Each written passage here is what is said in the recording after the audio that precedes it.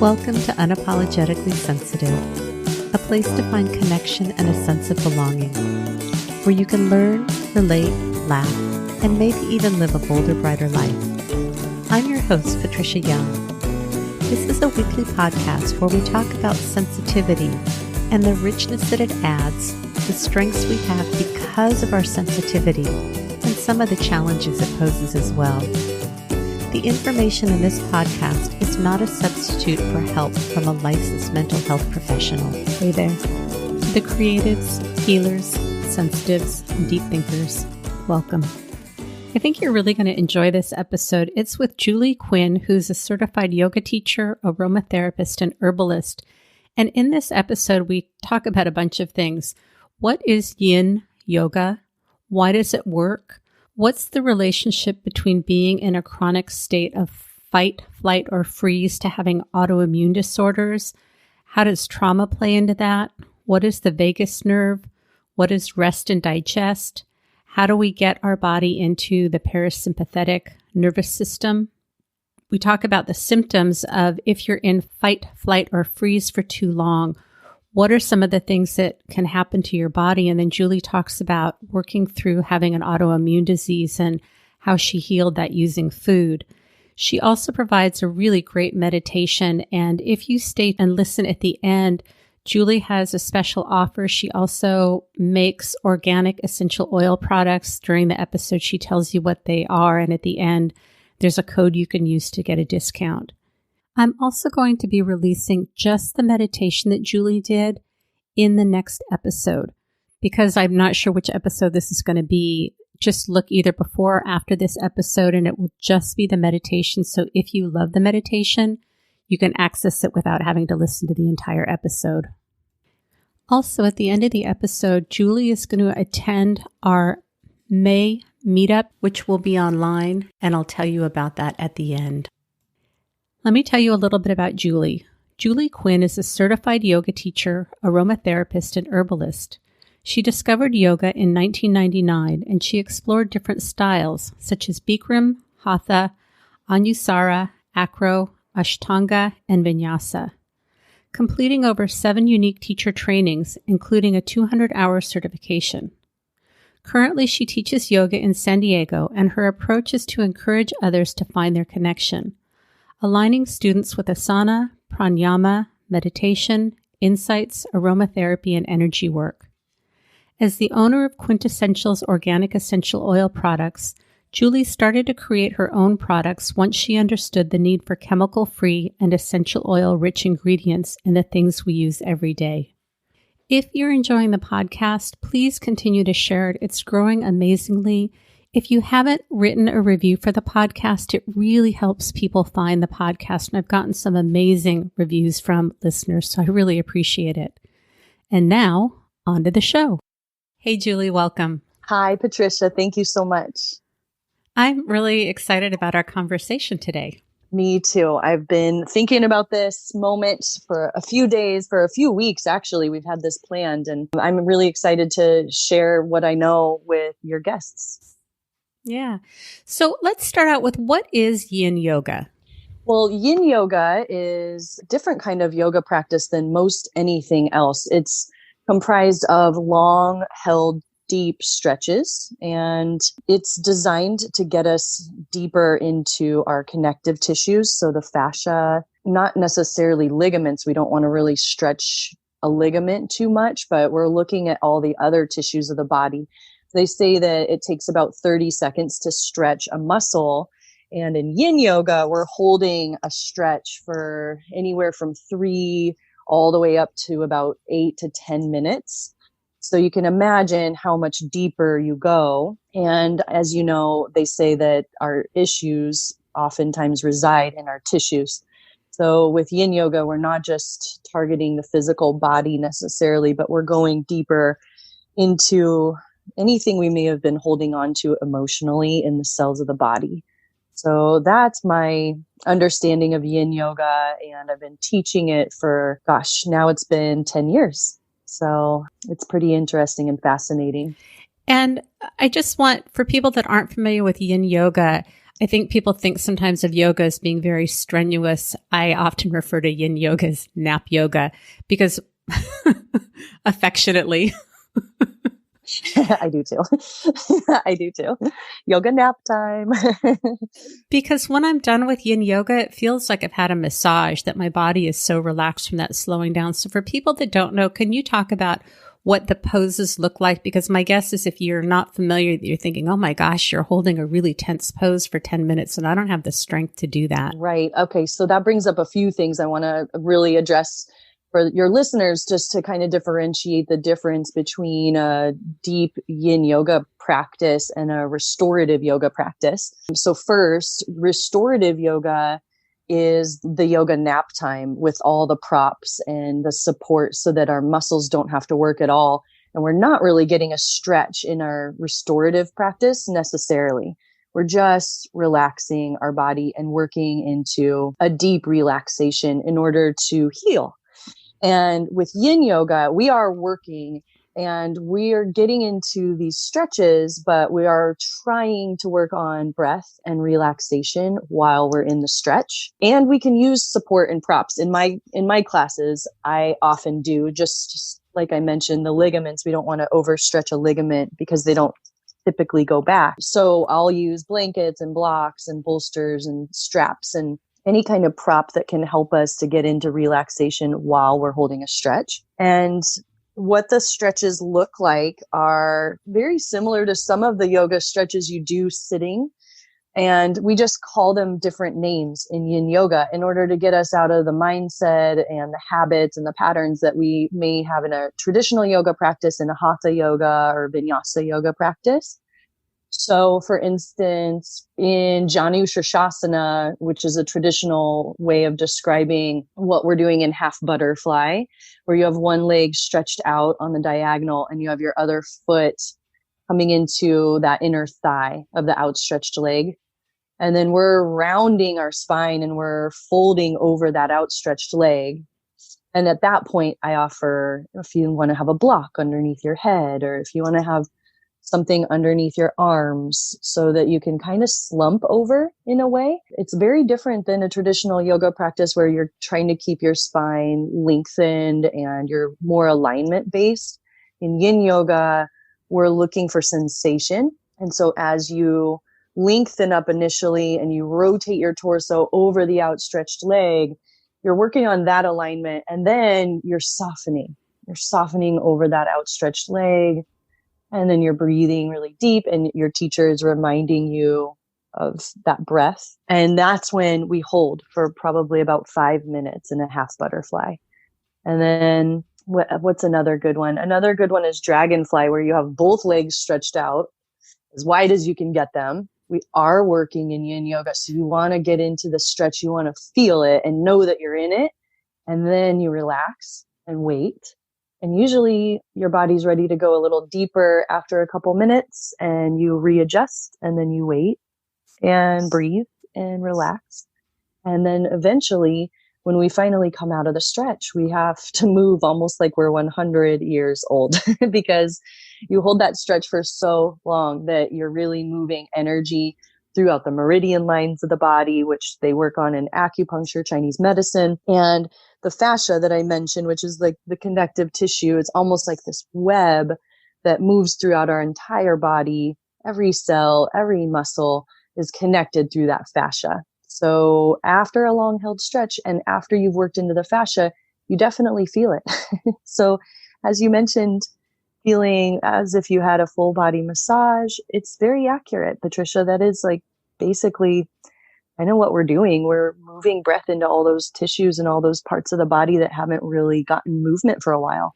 Yeah. And what I really want to emphasize is that for me, when I'm done with yin yoga, I feel incredibly relaxed. It's not strenuous. It's not an Olympic event. It's not a vigorous type of yoga. It really is about slowing down and really relaxing into these stretches that are comfortable and not painful.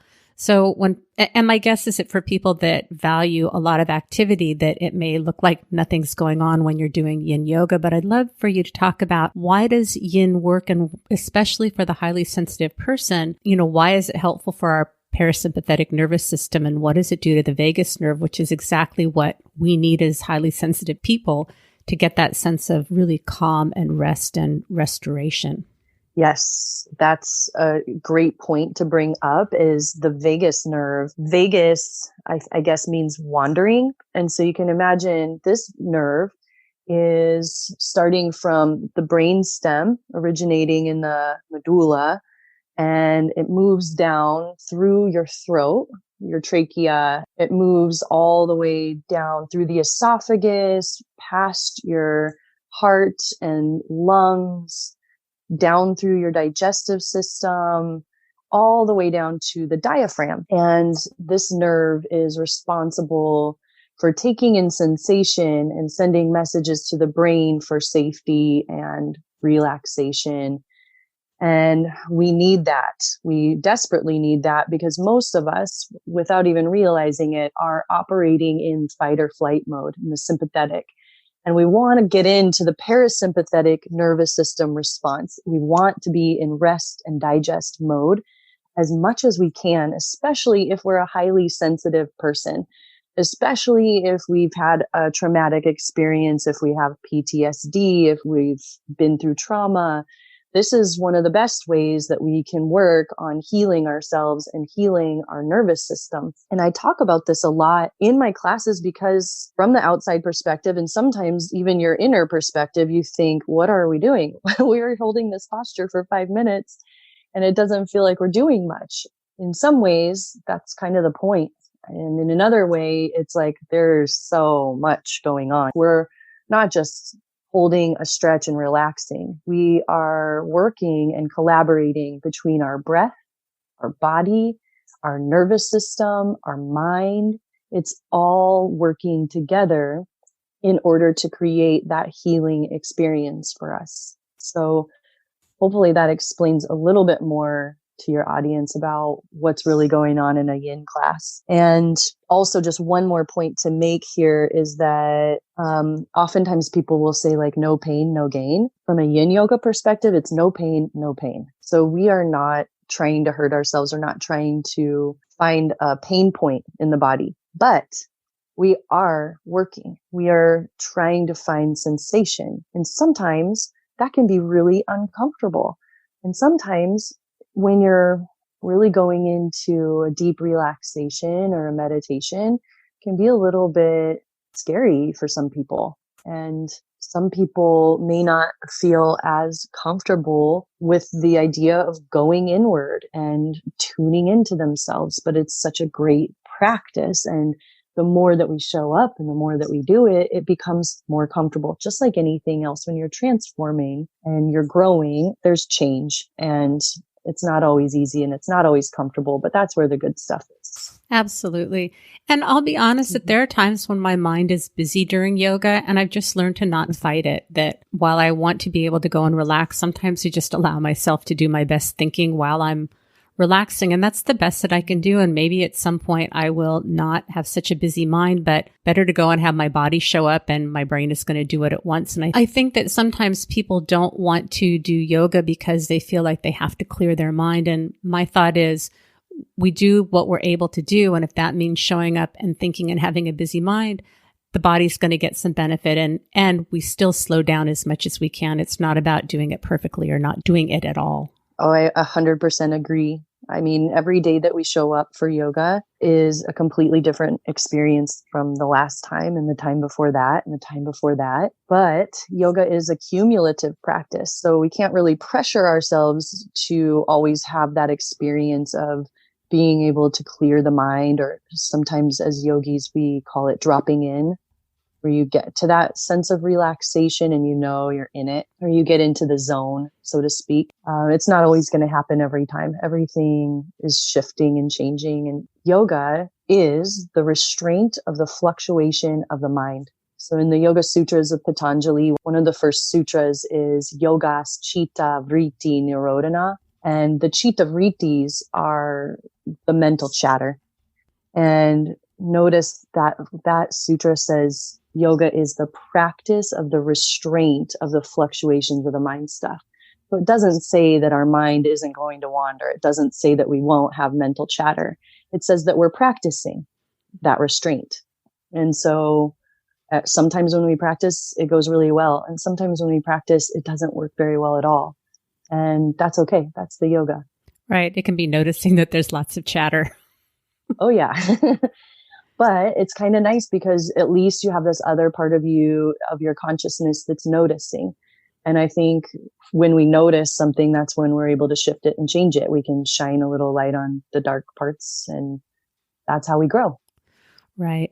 Can you talk a little bit more about rest and digest and why that's important? And if you're able to speak to when we're not resting and digesting, why that doesn't work for us? Because we do tend to get really overstimulated, over-aroused. For me, I get really into my head and disconnected from my body, which is why going to yoga can really be helpful for creating some balance. But can you talk a little bit more specifically about what that is? I can.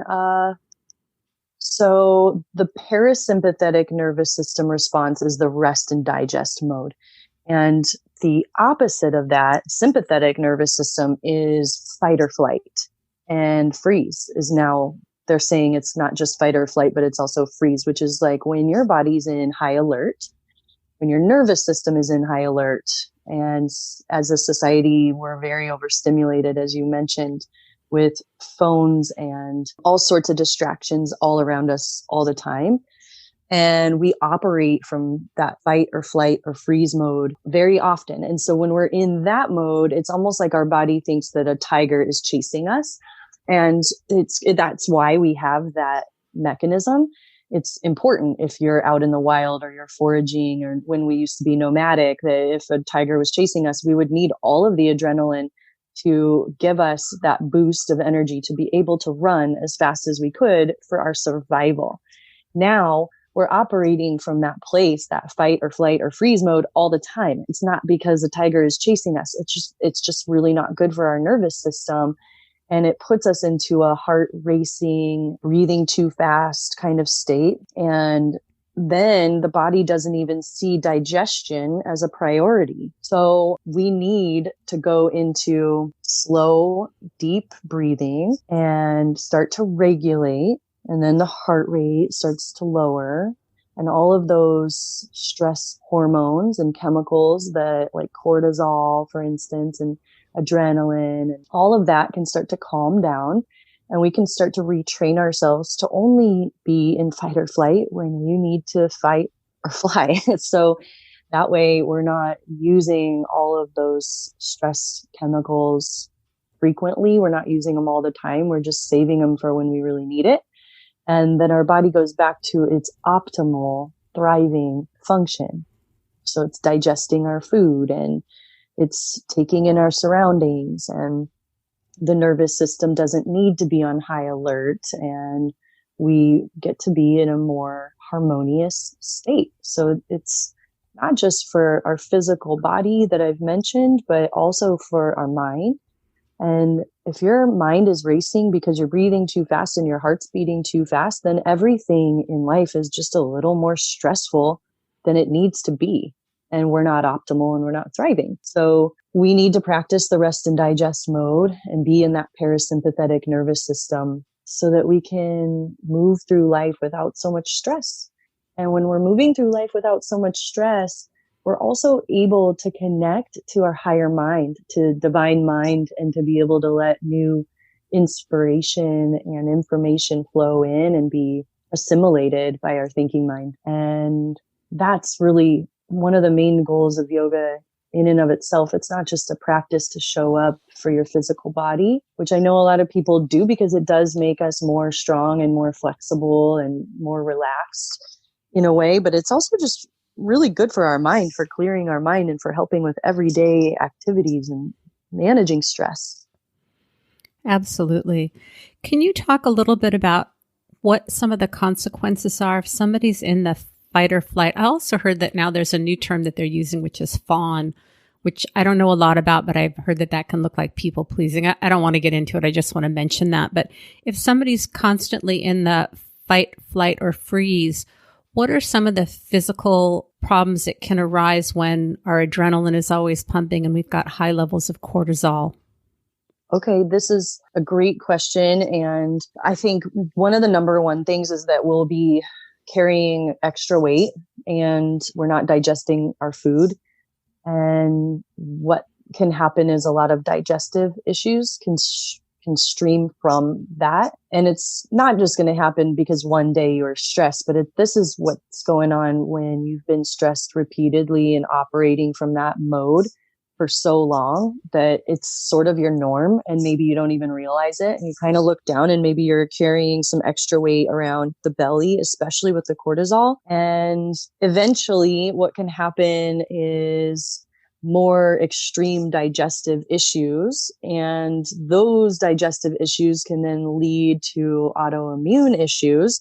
And this is actually something that I've been experiencing a few years ago, where I just started to have a lot of crazy symptoms. And I've been teaching yoga for 10 years, as I mentioned. But then right around 2016, so 6 years into already teaching, already understanding how important these practices are, I started to get sick. I've had some different traumatic experiences in my past. And I think some of the trauma that I experienced back in 2008, before I found yoga, I had a massive head injury. And I think from that experience, I started to operate more from fight or flight because my body didn't really know how to handle the extreme trauma that I experienced. And so I think over time, my digestive system started to not be a high functioning digestive system. But then also, since I'm so active, I wasn't really carrying a lot of extra weight. Not necessarily. But what happened was, like, in 2016, I started to get puffy, swollen eyelids sometimes, but not all the time. And I started to get fatigue, and I started to have aches and pains in my spine and in my hips and different joints in my body.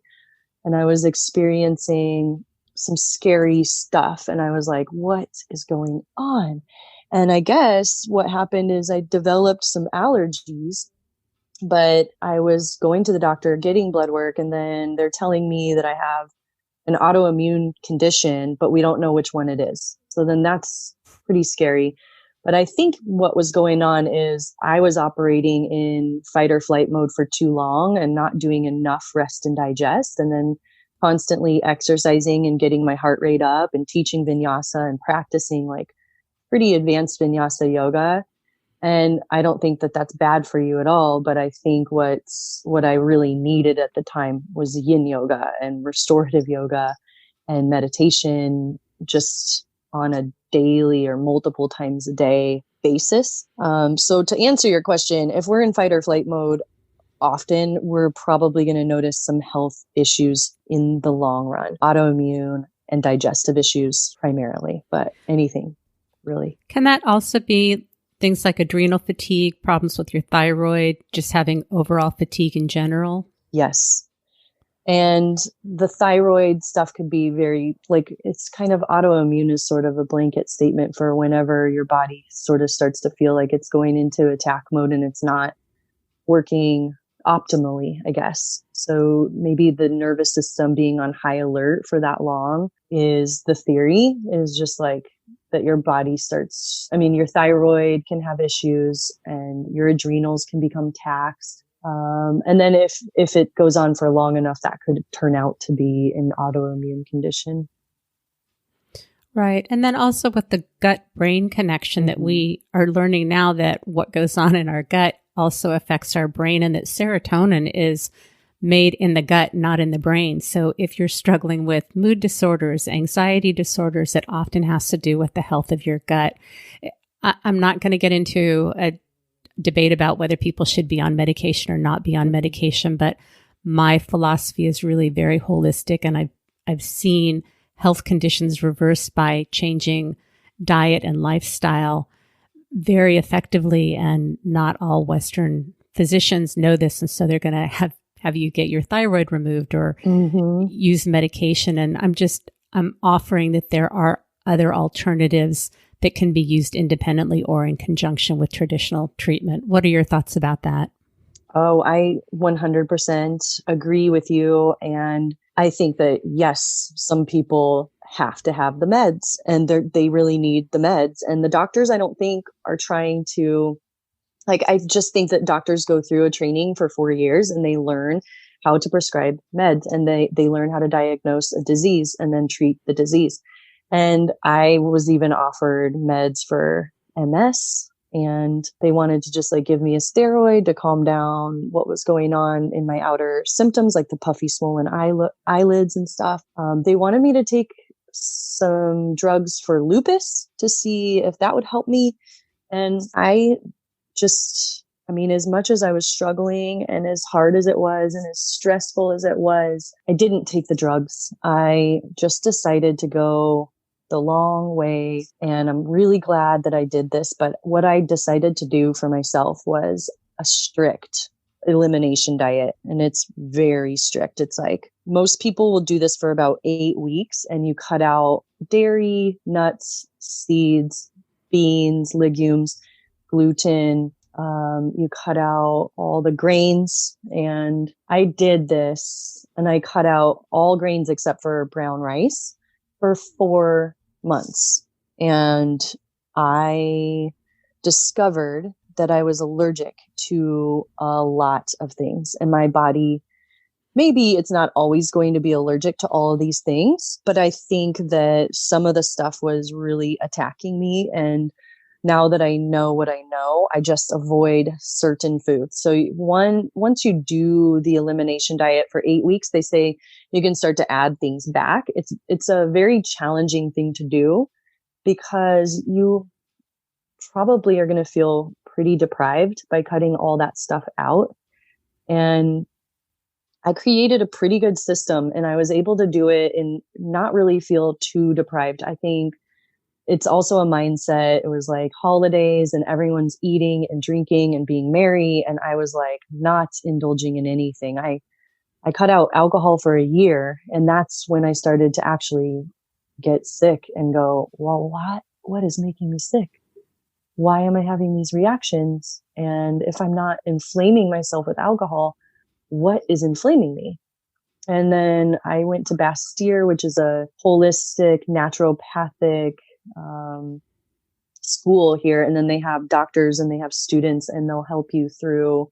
It was just nice to have some people to talk to help me through the process. So I did that. And then we did some blood work there. We did a blood allergy test and I did a hair test. I found one on Groupon and it wasn't too expensive. It was like less than $50. And I ordered that hair test and sure enough, I got a list of stuff that I was allergic to. From the blood allergy test, we found that I was allergic to millet, buckwheat, soy, and dairy. And then from the hair test, it was like a list of like 4 pages of things that I'm sensitive to. And the elimination diet helped me drastically. But one thing that was missing from the elimination diet, because most of the elimination diets will allow you to have any vegetable and any fruit. So that was partially like what I discovered was 2 months in, I was still eating all vegetables. And then I remembered, nightshade vegetables, the Solacea family of vegetables, those cause inflammation in a lot of people. And some people can't handle nightshades. And I was like, so I'm going to cut those out and I'm going to see how I feel. And sure enough, I got better. I got exponentially better really fast when I cut out tomato and bell peppers and eggplant and even goji berries are considered nightshades. And on the elimination diet, you cut out all dried fruit anyway. So I wasn't eating goji berries, but wow, that was really eye-opening. And I discovered that even to this day, several years later, I still cannot have a tomato or a bell pepper because what happens is my eyelid swells up like 4 times its size. It's really scary. Yep. Aren't potatoes nightshades also? White potatoes are, and I don't get as extreme of a reaction from white potatoes, thankfully. So if I want to indulge a little bit these days, and if I want to have some French fries or a baked potato, I can do that. and I won't see a huge reaction or anything, but I can't do it all the time. But sweet potatoes are okay. And so sweet potatoes are a staple of my diet, and it's something that I meal prep each week, and I make sure that I peel and boil and cut the sweet potatoes, and then I put them in a container in the fridge. And whenever I'm hungry, I'll just heat one up with a little bit of olive oil, or coconut oil is really good, and a little bit of sea salt, some kind of special sea salt if you have something gourmet. And it's really nice. It's a very helpful thing to do for yourself, and just like a food item that's like a staple in the diet of many of the blue zones in the world. The people that live the longest eat a lot of sweet potatoes. I will put some links in the show notes to people that I follow that have podcasts and books around some of the things that we're talking about, using food to heal your body, looking at the brain-gut connection. So I will put those in the show notes if you're interested. Definitely. I would also recommend Dr. Gundry's work on lectins, and let food be thy medicine is definitely a quote to live by. Yep, absolutely. Mm-hmm. And I know firsthand how food can definitely be poison, and it's no joke. Right. And even though doing an elimination diet or making choices about what you're going to eat or not eat can be really challenging, the other thing is that we often don't know what it's like to feel good, because we're so accustomed to feeling lousy that when we figure out what works for us, I mean, for me, I know that I don't have brain fog. I don't struggle as much with depression and anxiety. My sleep changes. My joints don't ache. I just generally feel better. I don't have a perfect life. It doesn't fix everything, but I also end up not craving food. I'm not thinking about food all the time. That when I approached my diet in terms of health and what's going to be the best for my body and my energy, and to really feel optimal, it takes a shift from I'm doing this as a way of feeling deprived, is I really want to feel the best that I can. And in order to do that, this is how I eat. And when I make choices to eat foods that aren't things that work for me, I generally suffer consequences after that. Yeah, you do. What kind of consequences do you get? Well, it's interesting. On Sunday, I was really tired, and so I ate some. I don't eat gluten. I generally don't eat dairy. I don't eat nuts. There's kind of a number of things that I don't eat. And I ate some peanut butter pretzels because I was bored. And the next morning, like, my eyes were tired. It was hard to open. My mood was down. I was feeling more anxiety. I woke up in the middle of the night, and I just knew that I needed to just, in this case, push through the day, not really give a lot of focus on my mood, because I just knew that from eating and then, I get bloated, I get stomach cramps, my digestive system gets out of whack, I get gas. I normally don't have gas when I'm eating in a way that really works for me. And so I just kind of knew, like, today we're going to put feelings to the side and do what's in front of me and reach out and connect and get some support, because my mood state said that I was very depressed and that the world wasn't working, and my thinking just kind of circles the drain. I want to start ruminating about things that haven't worked in the past. Like, I just get pretty seriously impacted. How about you? I experience almost all of that as well. And even some really pretty extreme things that get overlooked. And that's, like you mentioned, the bloating and the gas. And I think that a lot of people just walk around thinking that that is normal, and it's not. It's really, really not. Like, if you're eating what you're supposed to eat, if you're putting the right fuel in your body, you should not be gassy, and you shouldn't be bloated. And so I feel that was something that I learned from doing a lot of the work that I've done on myself and the elimination diets and detoxes. And there are other symptoms that I was having probably my entire life, where I get shaky, or I get red and blotchy on my neck and chest, and my cheeks flush often.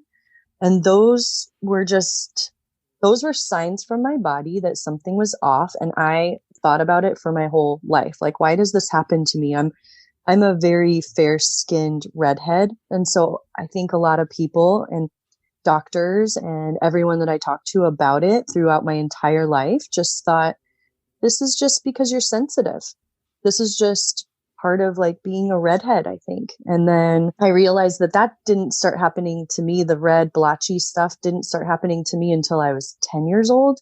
And it's interesting because when I look back and I go, well, what happened when I was 10? It's a huge traumatic thing that happened to me when I was 10 is that I was trying to balance on a soccer ball and I fell back and I caught myself with my right hand and my elbow dislocated.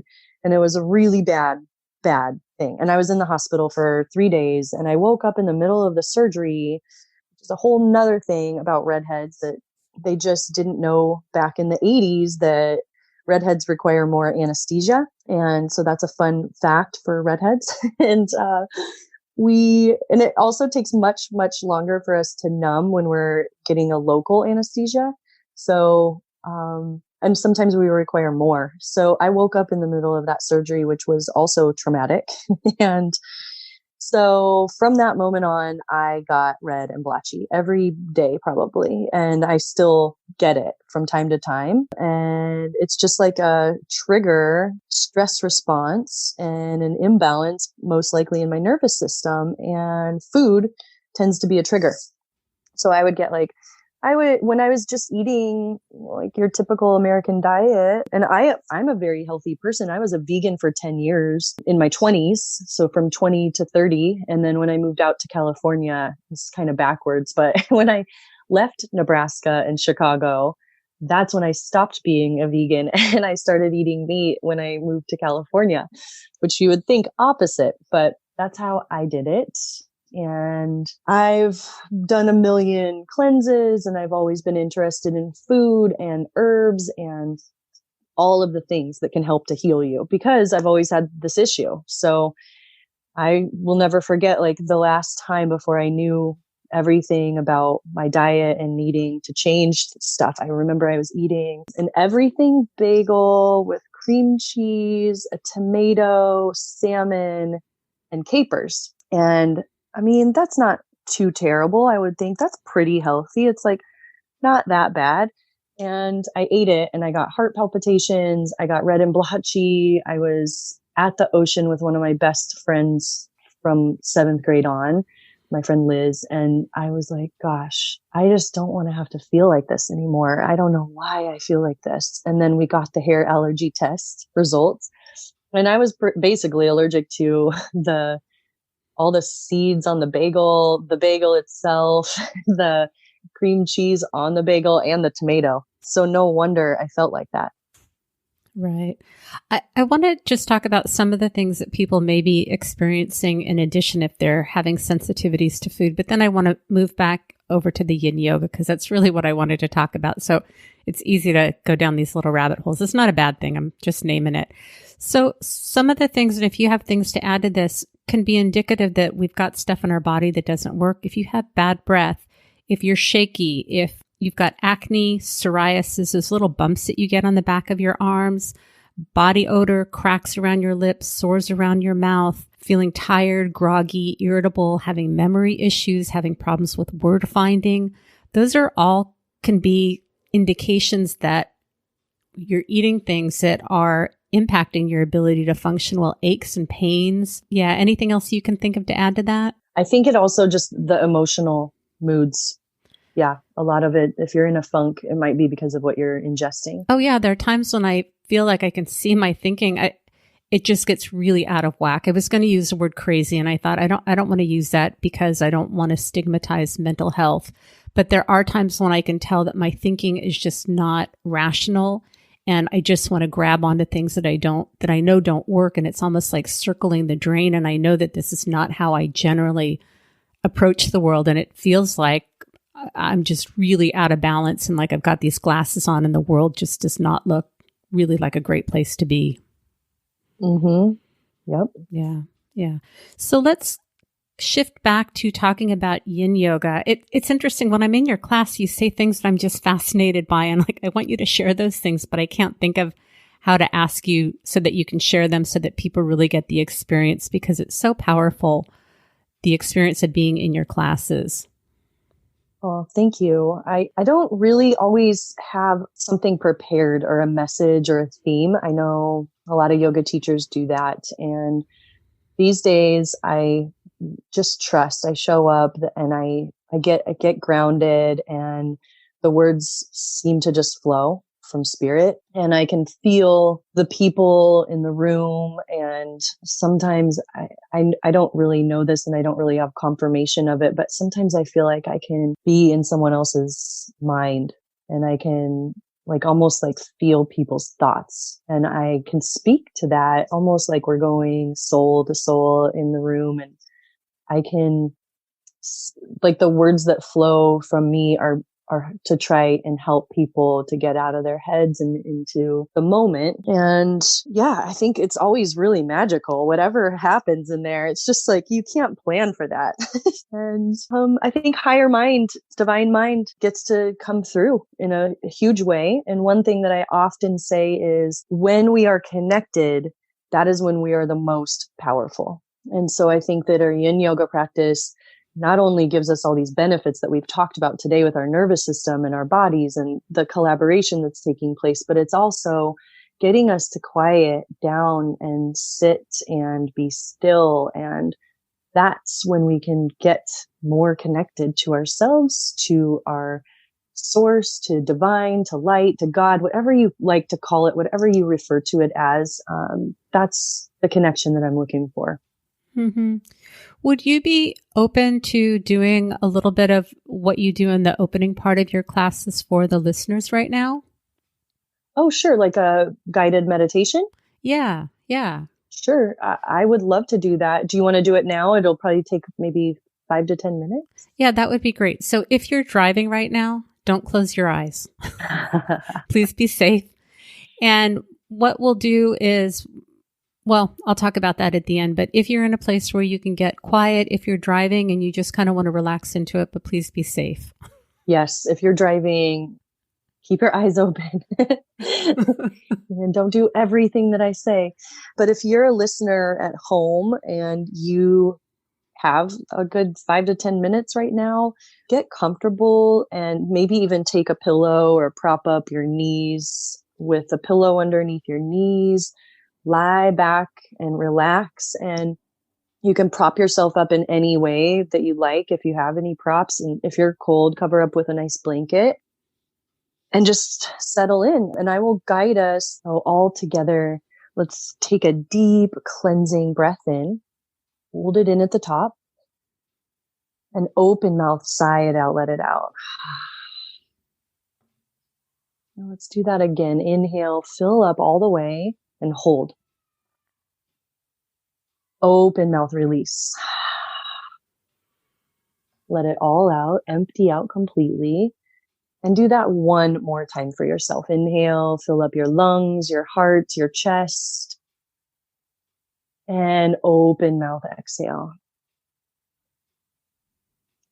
Now just start to begin to bring your awareness to your breath. And see if you can start to slow down the rhythm. As you breathe in, imagine giving yourself 4 or 5 slow counts just to fill up. And as you breathe out, take that same amount of time, maybe even longer, as you exhale. And start to find this new pace, this new rhythm for yourself.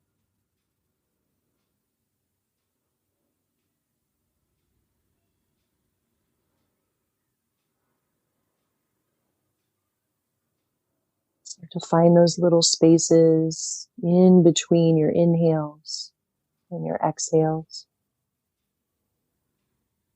You breathe in, there's a hold at the top.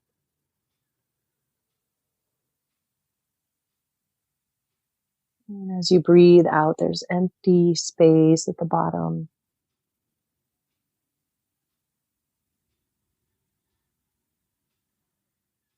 And with your next breath in, imagine you could trace that breath with your mind.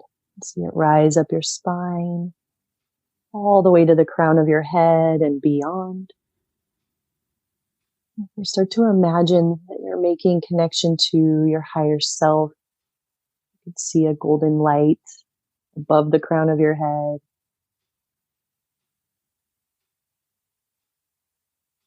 And as you breathe out, imagine that light beaming down into the crown of your head, cleanse and purify all of your thoughts.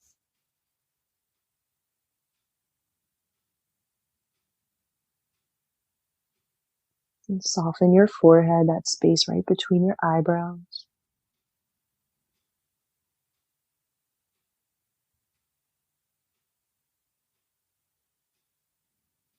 And if you're able to close your eyes, let your eyelids rest heavy. And feel your eyes relax deep in the sockets.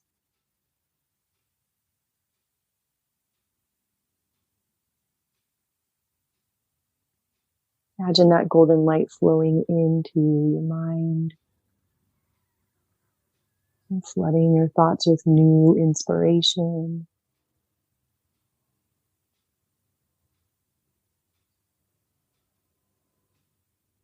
And feel your cheekbones relax.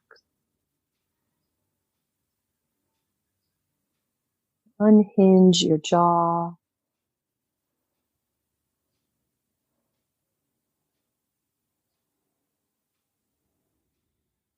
And then take another deep healing breath in. Let that energy rise all the way up. Once again, see that golden sun beaming down. As you breathe out, imagine that golden light moving into your throat center, cleansing and purifying all of your words, all of your communications, everything that you've heard, everything that you've spoken. Relax all four sides of your neck.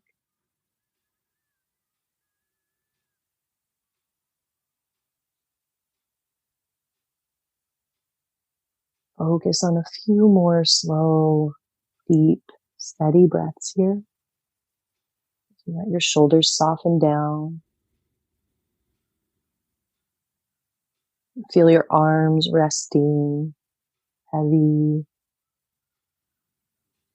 Relaxation flowing to your elbows, down to your forearms, to the palms of your hands,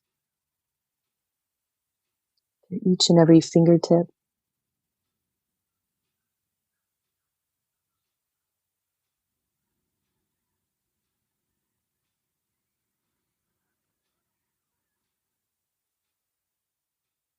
As you breathe in, let your belly rise. Feel your chest expand. And once again, raise your consciousness.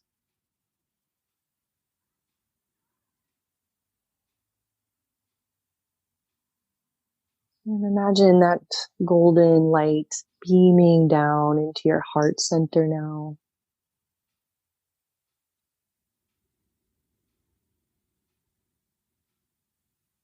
Cleansing and purifying all of your interactions in the world, all of your worldly affairs, everyone you've come in contact with.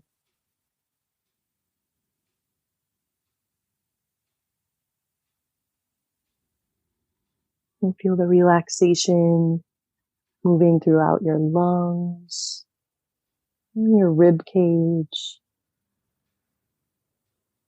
your chest, your sternum, collarbones. And allow yourself to drift deeper and deeper into your relaxation.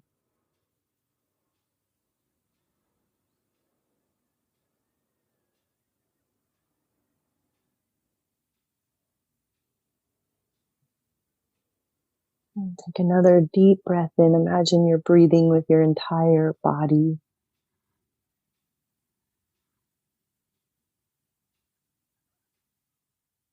And as you breathe out, imagine that golden light moving through your digestive system, all of your internal organs, feeling that sense of renewal and harmony and balance. So let that golden light move into your emotional center, solar plexus, cleansing and purifying all of our feelings, and bringing that wisdom, the light. We extract the wisdom from all of our experiences. to give us fresh perspective, understanding, and compassion.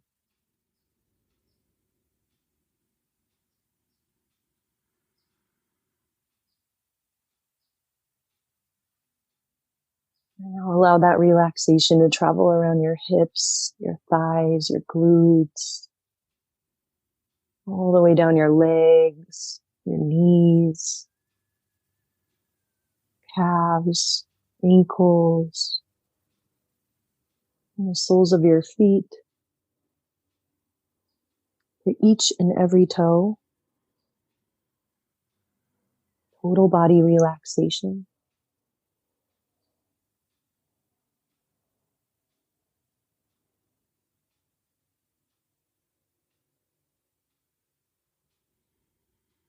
And let's take an even longer breath. Imagine that breath moving from the soles of your feet all the way up through your body, all the way up to the crown of your head and beyond. And imagine that golden light beaming down through the crown, past your throat, your heart, your emotional heart, and surrounding your entire physical body. Imagine that golden light surrounding you, protecting you, your aura, energy body.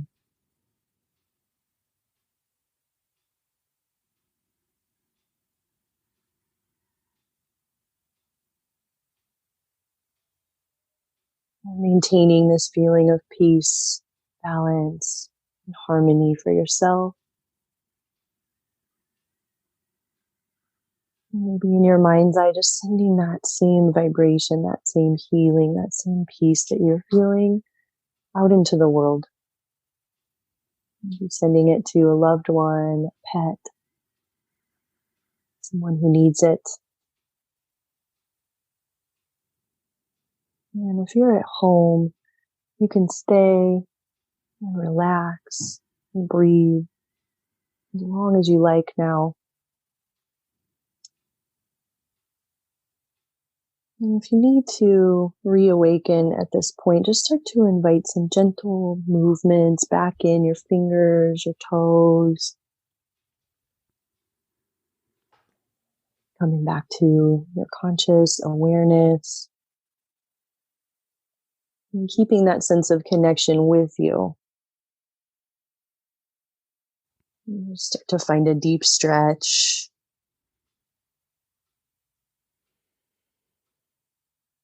And then as you rise back up and out of your meditation, you just start to notice your surroundings, notice how you feel, body, mind, breath. Mm-hmm. Are we ready to cut back? Ooh, yeah. Yeah. Okay. I just didn't want to interrupt. Oh, great. Thank you. That was just delightful. I find that I resist meditating and slowing down. I just want to name it because if other people are having that, like, I don't want to slow down. I don't want to stop. And then I was really in the moment and then my mind started to wander. I'm like, okay, that's interesting. Bring yourself back. And like, I feel so much more relaxed now. And had I thought about it, what I would have done is to have people check in to, what's your level of tension, relaxation beforehand? Because I often know that like even in class with you that we'll work on, one leg and then we're done. And then I compare the two because I think for those of us that live in our heads and had to do that for survival, we get these physiological changes, but because we're not as tuned in, we don't realize the benefit. We just know it feels better, but to be able to slow down the process. So thank you for that. That was really wonderful. Oh, you're so welcome. I'm really happy to be doing this. And I'm so glad that we recorded that meditation because I hope that it goes out to all the people that need it. And I hope that people will use that as a tool. And it's hard to meditate. It's not easy to do it by yourself. And if you can have a guide and you can find someone to help you relax, or you can listen to a meditation, it's just such a great tool. Oh, well, thank you so much for that. Mm-hmm. We're needing to wrap up a little bit. I realized when we started, I didn't even ask you, do you identify as a highly sensitive person? I've known you for a few years now. We've never really talked about this. I mean, I didn't really even know much about it. I really still don't, to be honest. I would assume that I am a highly sensitive person, but I'm not exactly sure. Do you want to tell me more about it? There's a great podcast you can listen to. Yeah, I'm sure there is. I will have to listen to it, Patricia. Yeah, I probably am one. I don't know. Yeah. I'm happy to talk about it with you offline since the listeners already know what it is and we're running close to the end. I want to be mindful of time. Is there anything that I didn't ask you about today that you feel is important to mention? And then I'm also going to ask where people can find you and what things you have to offer. And then I'll put links to everything in the show notes. Oh, yeah. I can't really think of anything. I feel like we covered a lot of stuff, and I'm totally open if people have questions or if there's something we didn't cover that we need to cover. I can't think of anything off the top of my head right now. Okay. And why don't you tell people about Quintessentials, what that is, and if they're interested, where they can get it? Perfect. Thank you. Quintessentials is my product line that I make, and my last name is Quinn. And I work with essential oils, so that's why it's called Quintessentials with 2 N's. And I've been making organic essential oil products since my 20s in Chicago, and I'm a certified herbalist, and I started to put together a product line based on my own necessity. I am sensitive to a lot of products and chemicals, and I avoid fragrance, and I avoid anything that I really can't pronounce in an ingredient list, and I keep it really natural. I keep it really organic. And so Quintessentials is a line that I created with aromatherapy sprays. So we have different scents for the room and body and environment. And then we have some products that are little necessities, like my face serum that I use every day. It has avocado and rosehip seed oil and jojoba and helichrysum essential oil, along with carrot, geranium, and lavender. So that blend is something that I've been using for over 20 years just on my face. And I make a hair oil and a yoga mat spray, hand sanitizer. So you can find my products on quintessentialsproducts.com. And of course, Quintessentials has 2 N's like my last name. And that's what I do. That's basically my main job. And then I also teach yoga. So I'm a business owner. And then I also lead yoga retreats around the world. And I have a website called yogaretreatwithus.com. If you want to check out that. I'm leading a big retreat to Bali next month, and I'm really excited for that. And I also do a lot of different events around town. I'm doing a yoga and acupressure event with an acupuncturist. And that one is going to be on leap year, because I thought, what better time to do some self-care when we have an extra day that only comes around every 4 years. So you can find that one at Resilience. And that's a studio in Golden Hill in San Diego on leap year that evening. So I think that covers it, Patricia. That sounds great. Julie, thank you so much for taking time to be here with the listeners today. I really appreciate it, and I love taking your class. Thank you so much for having me. I'm so glad that you asked me to do this, and I'm glad we finally got it on the books, and I really hope that your listeners will enjoy it. Me too. All right. Thank you. Have a great day. Thank you. You too, Patricia. All right. Bye. Hey there. So I'm wondering what you thought about that and if you've experienced yin yoga and if you're interested. You do not have to be flexible. You do not have to be in good shape. It is really amazing. If you're listening to this episode in April of 2020, as a special treat, Julie is going to join our online meetup this Saturday, May 2nd from 10 until 12. At 11:15, Julie will come on and she will do some yin yoga for us. For those of you that aren't interested in doing yin, you are more than welcome to leave. This is optional.